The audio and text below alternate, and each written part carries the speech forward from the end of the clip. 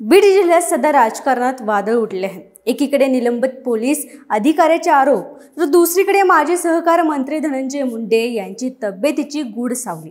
सत्तेच्या केंद्रस्थानी असलेल्या या नेत्याच्या चेहऱ्यावर आजाराचे परिणाम दिसू लागले आणि अखेर ते झळकले एका ट्विटमध्ये। पण प्रश्न मात्र एक, काय धनंजय मुंडेला पॅरालिसिस झटका आला का? नमस्कार, मी दिव्या आणि तुम्ही पाहताय सत्य पे सत्ता, म्हणजे थोडक्यात पण महत्त्वाचं। धनंजय मुंडेंना बेल्स पाल्सी नावाचा आजार झाल्याचं त्यांनी स्वतः जाहीर केलं।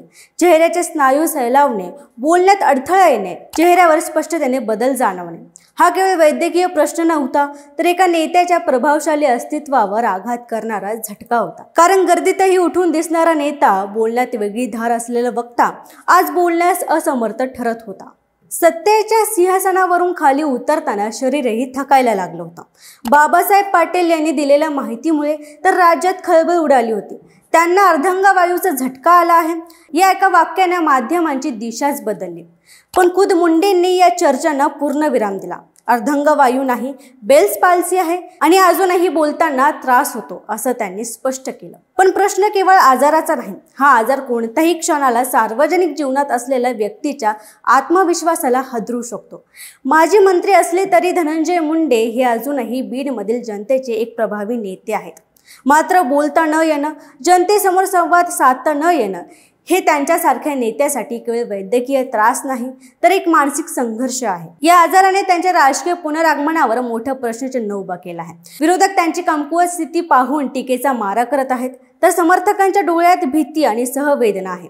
नेता लढवय आहे, पण शरीर साथ देईल का हा प्रश्न आता सर्वत्र गाजतो आहे। धनंजय मुंडे यांच्या प्रकृतीवर सुरू असलेल्या चर्चापेक्षा आज त्यांची स्वतःशी सुरू असलेली लढाई अधिक खोल आहे।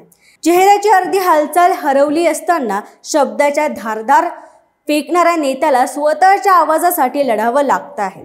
हा लढा केवळ आरोग्याचा नाही, ही एक राजकीय पुनर्जन्माची तयारी आहे। त्यांनी मंत्रिपद गमावलं, आरोप झेलले, पण आता ते आजाराशी झुंज देत आहेत। महाराष्ट्राच्या राजकारणात एखाद्या नेत्याचं पतन किती थरारक असू शकतं याचं हे जिवंत उदाहरण आहे। पण ते पुन्हा उभे राहतील का, की याच आजाराच्या सावलीत त्यांचं अस्तित्व झाकोळलं जाईल, हे येणारा काळच सांगेल। अशाच महत्त्वाच्या घडामोडींसाठी पाहत राहा सत्य पे सत्ता, म्हणजे थोडक्यात पण महत्त्वाचं। आणि आमच्या चॅनलला सबस्क्राईब करायला विसरू नका।